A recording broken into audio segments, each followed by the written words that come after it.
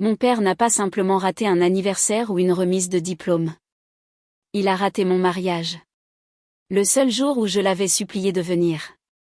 Le seul jour où son absence a résonné plus fort que mes vœux. Je me souviens être resté au bout de l'allée, mon bouquet tremblant, fixant la chaise vide où il aurait dû être.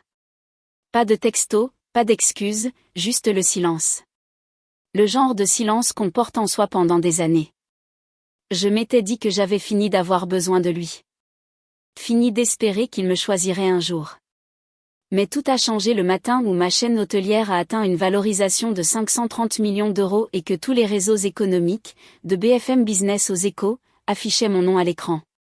Soudain, mon téléphone s'est allumé avec le message pour lequel j'aurais autrefois pleuré, dîner de famille à 20h. Discussion importante.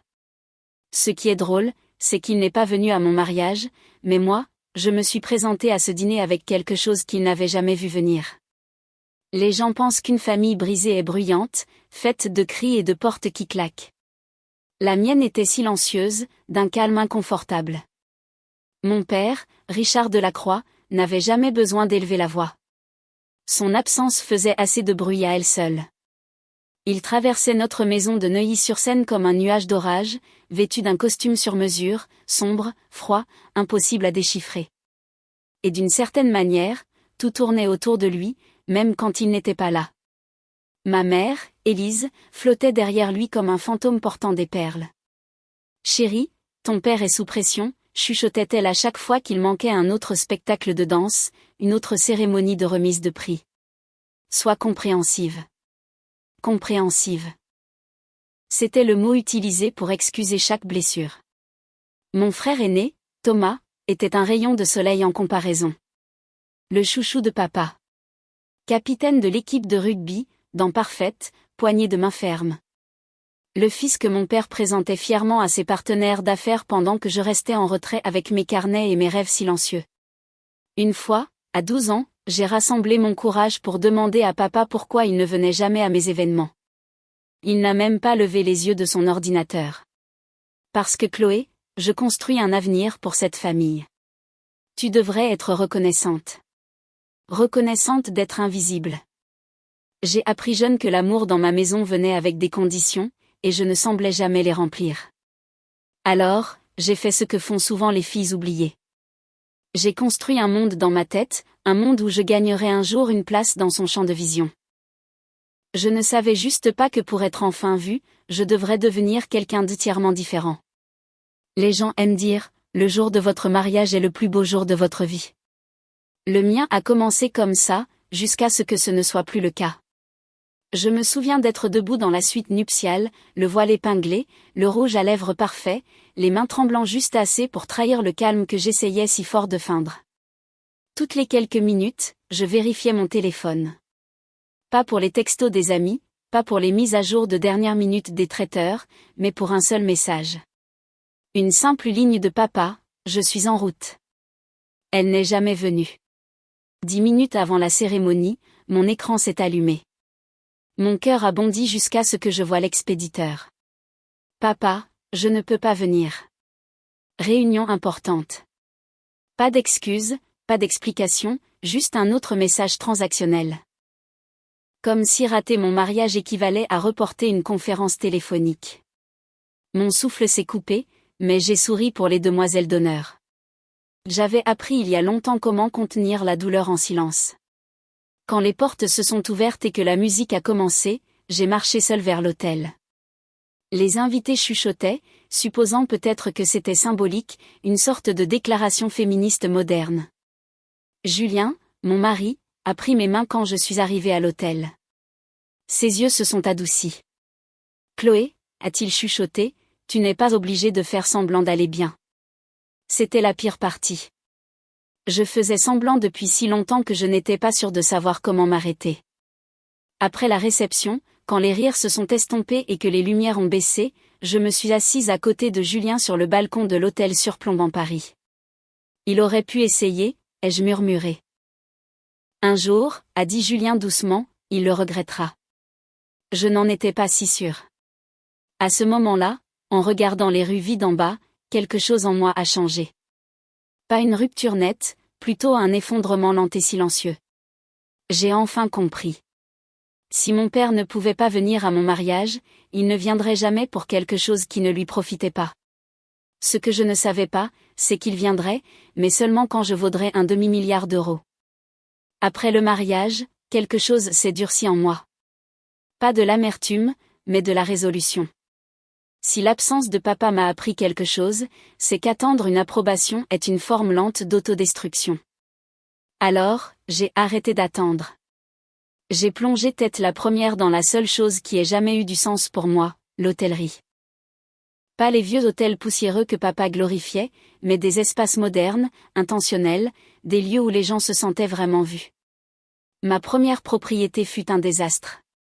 Un vieux manoir en Normandie, dépassé, avec de la moisissure sous le papier peint et des tapis qui sentaient la chaussette mouillée, mais c'était à moi. Le directeur de la banque m'a regardé comme si j'étais folle quand j'ai signé les papiers. « Vous êtes sûr de vous ?» a-t-il demandé, une façon polie de dire « Vous êtes trop jeune, trop inexpérimenté, trop femme. » J'ai simplement hoché la tête. Je suis sûre. Ce que je ne lui ai pas dit, c'est que l'échec n'était pas une option. Pas quand chaque partie de moi avait besoin de prouver que je n'étais pas la fille fragile et émotionnelle que mon père avait rejetée.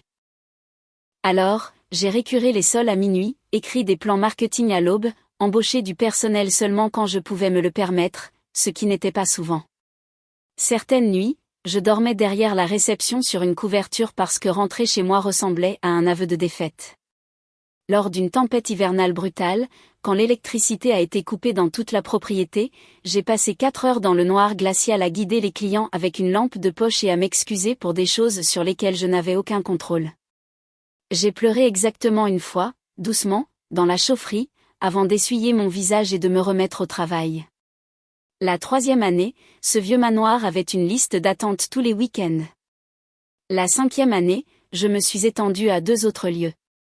Des retraites intimes, minimalistes, éco-responsables dont les voyageurs raffolaient en ligne. Les investisseurs appelaient. Les journalistes demandaient des interviews.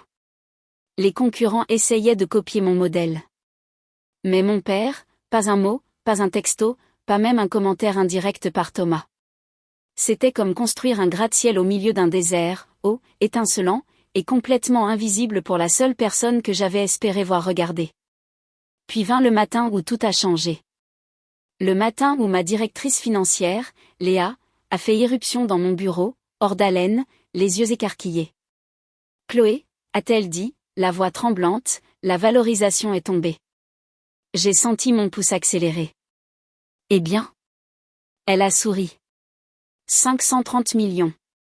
Je me suis figée, pas par le choc, mais parce que la première image dans mon esprit fut cette chaise vide à mon mariage. Et pour la première fois, je n'ai pas eu envie de pleurer. Je me suis sentie puissante. Ce que je ne savais pas, c'est qu'à des kilomètres de là, mon père venait de lire le même titre. Et pour la première fois depuis des années, il s'est enfin souvenu qu'il avait une fille. Le matin où la valorisation a fait les gros titres, mon bureau bourdonnait comme une ruche. Chaque téléphone sonnait. Chaque notification de mail tintait. Tous les messages de félicitations des partenaires, des investisseurs, des journalistes. Tout se mélangeait dans un flou chaleureux et surréaliste. Mais le moment que je n'oublierai jamais est beaucoup plus calme. J'étais seule dans mon bureau, fixant la ligne d'horizon de Paris à travers les baies vitrées, quand mon téléphone a vibré à nouveau. Je pensais que ce serait un autre journaliste, peut-être un ami. Ce n'était pas le cas. Papa. Pendant un instant, je n'ai pas pu respirer. Il ne m'avait pas envoyé de texto depuis presque 3 ans. D'une main tremblante, j'ai déverrouillé mon téléphone. Papa, dîner de famille à 20h. Discussion importante. Non, félicitations. Non, fier de toi. Pas même mon prénom. Cela se lisait comme un ordre, comme si j'avais été convoqué à un conseil d'administration. J'ai fixé l'écran si longtemps que ma vue s'est brouillée.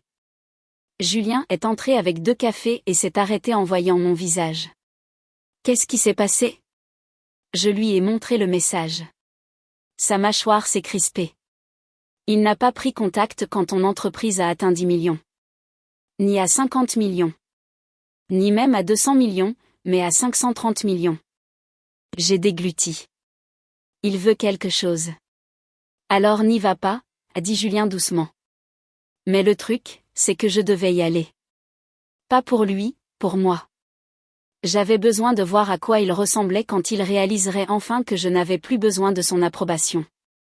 Quand je suis arrivée à la maison, j'ai trouvé ma CFO, Léa, qui m'attendait dans l'allée. Elle a levé un dossier. Tu devrais voir ça avant ce soir. Mon estomac s'est noué. À l'intérieur se trouvaient des pages de rapports financiers, des défauts de paiement, des litiges avec des entrepreneurs, des avis de saisie, tous liés aux propriétés immobilières de mon père. L'empire de ton père s'effondre, a dit Léa doucement. Gravement. Il a des mois de retard sur tout. J'ai senti le sol bouger sous mes pieds. C'est pour ça qu'il m'a envoyé un texto, ai-je chuchoté. Pas pour se réconcilier, pas pour arranger quoi que ce soit, juste pour m'utiliser. Léa a hésité. Il y a plus. Les créanciers paniquent. Ils sont prêts à vendre la totalité du portefeuille de dette à une fraction de sa valeur. Un calme lent et inconnu s'est répandu en moi. Ce n'était pas de la colère. C'était de la clarté. Achète-le, ai-je dit. Léa a cligné des yeux. Tout. Oui, ai-je dit. Jusqu'au dernier euro qu'il doit. Parce que si mon père voulait une réunion de famille, il allait rencontrer une version très différente de sa fille. Léa n'a pas bronché quand je lui ai dit d'acheter tout le portefeuille de dette. C'est pour ça qu'elle était ma directrice financière. Elle n'a remis en question ma santé mentale qu'une fois le travail terminé. À minuit, nous étions assis entourés de paperasses, d'ordinateurs portables, de dossiers de signature et de café noir qui avaient le goût de la détermination brûlée. Chaque feuille de papier représentait un autre morceau du royaume en ruine de mon père. À 213 millions d'euros, Léa a levé des yeux fatigués. Chloé, une fois que c'est finalisé, tu posséderas tout ce que ton père a jamais construit. Tu es prête pour ça? J'ai inspiré lentement. Je ne fais pas ça pour le blesser, ai-je dit. Je fais ça parce qu'il s'attend à ce que je le sauve sans jamais me voir. Elle a hoché la tête. Tu achètes le contrôle, pas la vengeance.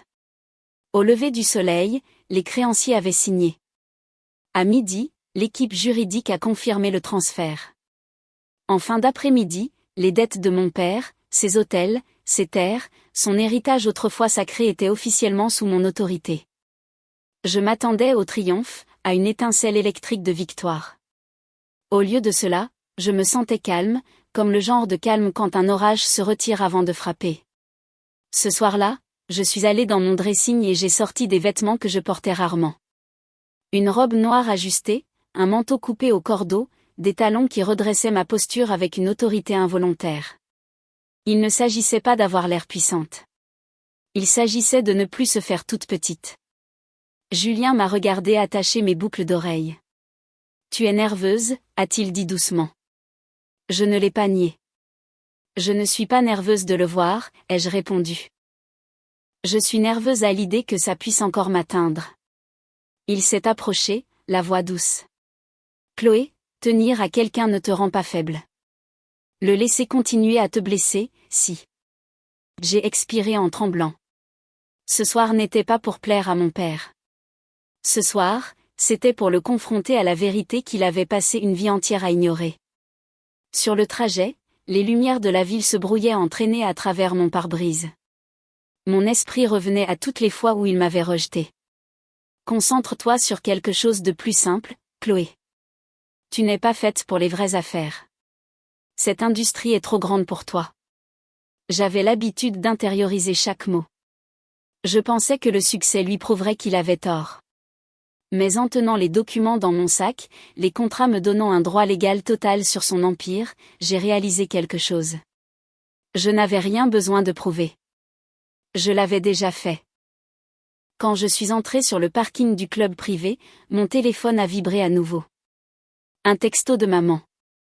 Maman, s'il te plaît, sois gentille avec ton père ce soir. Il est stressé. Ma poitrine s'est serrée.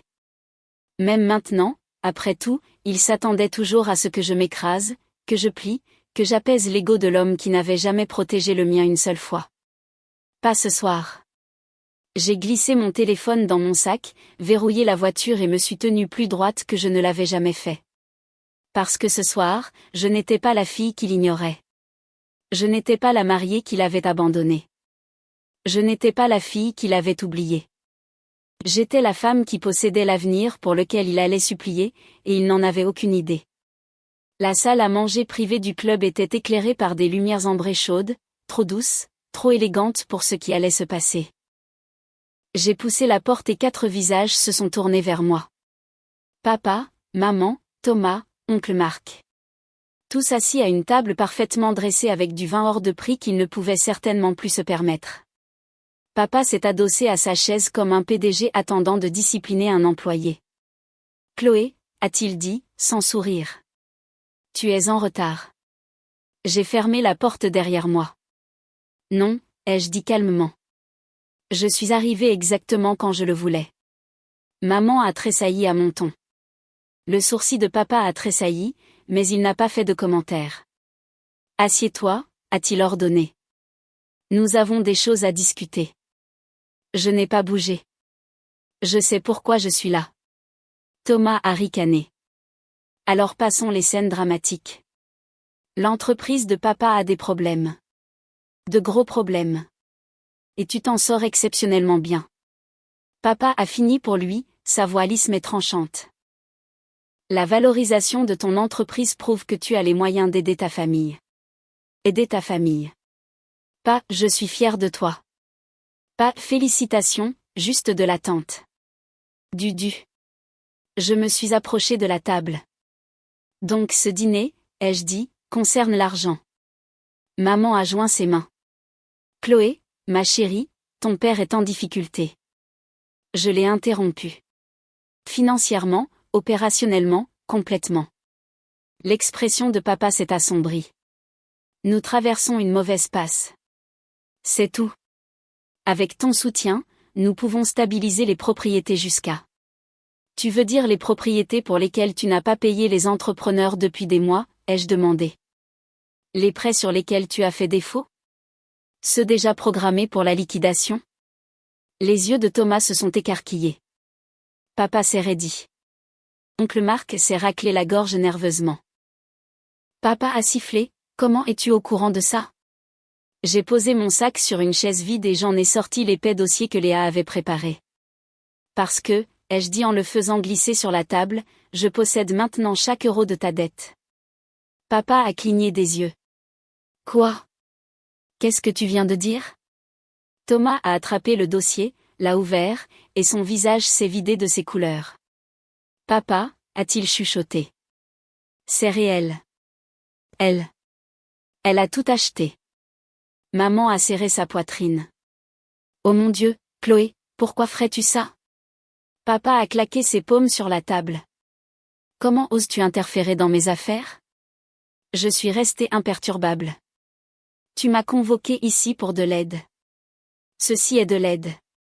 C'est du contrôle. Papa a rugi. Tu essaies de prendre ce qui est à moi. J'ai affronté sa fureur avec un calme absolu. Je ne l'ai pas pris. Tu l'as perdu. Je suis juste arrivée la première. Thomas s'est levé. Tu es incroyable. Papa a construit tout ce que nous avons. Tout ce que vous avez, ai-je corrigé. J'ai construit le mien toute seule. Maman pleurait maintenant. Chloé, s'il te plaît. Ton père est sous tellement de pression. Il a travaillé si dur. J'ai craqué. Il n'est même pas venu à mon mariage. Le silence s'est abattu sur la pièce. La mâchoire de papa s'est crispée. C'était un timing malheureux. Non, ai-je dit sèchement. Un timing malheureux, c'est les embouteillages. Rater le mariage de sa fille est un choix. Il a ouvert la bouche pour parler, mais je l'ai coupé. Ce n'est pas une question de famille. C'est une question d'argent. Tu m'as ignoré pendant des années jusqu'à ce que je devienne précieuse. Maman a chuchoté. Ce n'est pas vrai. Alors pourquoi, ai-je demandé doucement. Pourquoi m'a-t-il envoyé un texto seulement après avoir vu ce titre à 530 millions? Pourquoi pas quand j'ai ouvert mon premier hôtel, ou mon deuxième, ou à mon mariage? Pourquoi maintenant? La voix de papa s'est brisée, pas de chagrin, mais de colère. Tu dois ça à cette famille. J'ai claqué ma main sur la table si fort que les verres à vin ont tremblé. Je ne vous dois rien. Ils se sont tous figés. Ma voix tremblait mais restait forte. J'ai supplié pour votre amour pendant des années. Je me suis tuée au travail pour essayer de devenir quelqu'un pour qui tu te déplacerais enfin. Et quand j'ai réussi par moi-même, tu ne m'as pas félicité. Tu m'as convoqué. Les yeux de papa se sont plissés. Alors quoi maintenant? Tu veux nous humilier? Détruire tout ce que j'ai construit? J'ai mis la main dans le dossier et j'en ai sorti une seule enveloppe. Je vous donne une porte de sortie, ai-je dit. 30 jours pour libérer toutes les propriétés. Après cela, mon entreprise prend le contrôle opérationnel total. Maman a sangloté. S'il te plaît, Chloé, ne fais pas ça. Papa me fixait, pas avec une tristesse paternelle, mais avec la réalisation stupéfaite qu'il ne détenait plus aucun pouvoir sur moi. Tu n'es pas ma fille, a-t-il chuchoté. Enfin, la vérité dite à voix haute. J'ai redressé ma posture, levé le menton. Non, ai-je dit doucement. Et tu t'en es assuré il y a des années.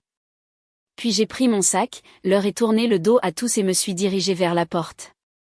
Derrière moi, des chaises ont raclé le sol. Quelqu'un a crié mon nom. Ma mère gémissait, mais rien ne m'atteignait. Pour la première fois de ma vie, je ne partais pas en souhaitant qu'ils me suivent. Je partais en sachant qu'ils ne pouvaient pas m'arrêter. L'air de la nuit m'a frappé comme une vague au moment où je suis sortie du club privé. Frais, ouvert, libre. Pendant une seconde, je suis juste restée là sur les marches en pierre, ma poitrine se soulevant et s'abaissant comme si j'avais été sous l'eau pendant des années et que je refaisais enfin surface. Derrière les portes, je pouvais encore entendre des cris étouffés. Mon père furieux, ma mère pleurant, Thomas essayant de sauver les miettes de contrôle qu'il pensait encore avoir. Mais rien de tout cela ne m'atteignait. Julien attendait dans la voiture. Quand il a vu mon visage, il n'a pas demandé ce qui s'était passé. Il a juste pris ma main alors que je glissais sur le siège passager. Ça va, a-t-il demandé doucement. J'ai regardé par la fenêtre les lumières scintillantes de la ville. Je pensais que ça ferait plus mal. C'est le cas? J'ai secoué la tête. C'est comme sortir d'une prison où je ne réalisais pas que je purgeais une peine à perpétuité.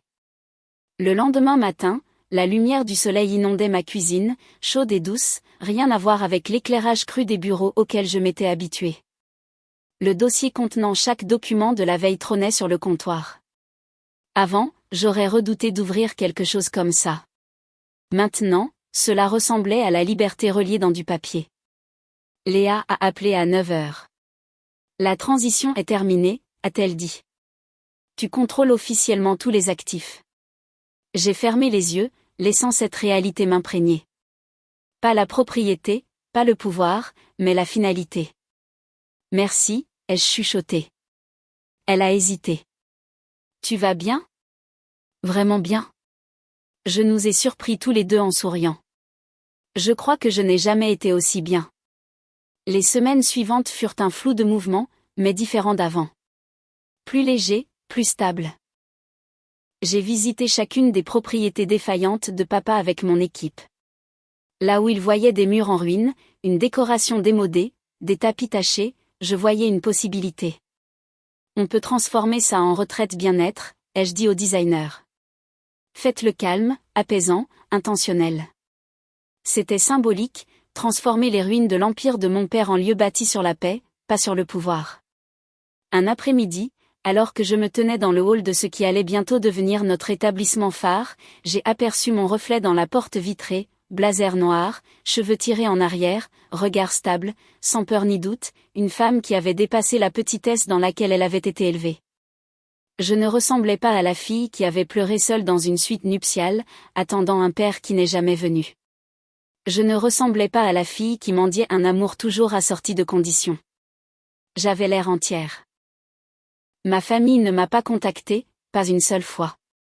Mais le silence ne piquait pas cette fois. Il existait simplement comme un bruit de fond dans un endroit où je ne vivais plus. Thomas postait des citations vagues sur les réseaux sociaux à propos de la trahison. Maman a laissé 2 messages vocaux en pleurant mais sans jamais s'excuser. Papa, rien. Son orgueil était trop bruyant pour des mots. Et pourtant, pour la première fois, leur réaction ne me ramenait pas dans de vieilles blessures. Ils ne me définissaient pas. Ils ne comptaient pas parce que j'avais enfin compris que partir n'était pas un abandon. C'était un sauvetage de soi. C'était me donner ce que mon père ne m'avait jamais donné, la permission de choisir une vie non façonnée par son absence, mais par ma présence. Les gens supposent que le succès guérit toutes les blessures. Qu'une fois que votre nom apparaît dans les titres à côté d'un chiffre comme 530 millions, tout le vide disparaît. Mais ce n'est pas comme ça que la guérison fonctionne. Ce n'est pas non plus comme ça que l'amour fonctionne. La vérité, c'est que rien n'a changé le jour où mon entreprise a atteint cette valorisation. Pas vraiment. Ce qui a changé, c'est le moment où je suis sortie de ce club privé, laissant derrière moi les voix qui avaient façonné mon enfance, les attentes qui avaient écrasé ma confiance, le silence qui m'avait suivi jusqu'à l'âge adulte comme une ombre. Pour la première fois, je ne suis pas partie en souhaitant que les choses aient été différentes. Je suis partie en acceptant qu'elles ne l'étaient pas. Et cette acceptation m'a semblé libératrice. Quelques semaines plus tard, j'ai visité l'une des propriétés fraîchement rénovées.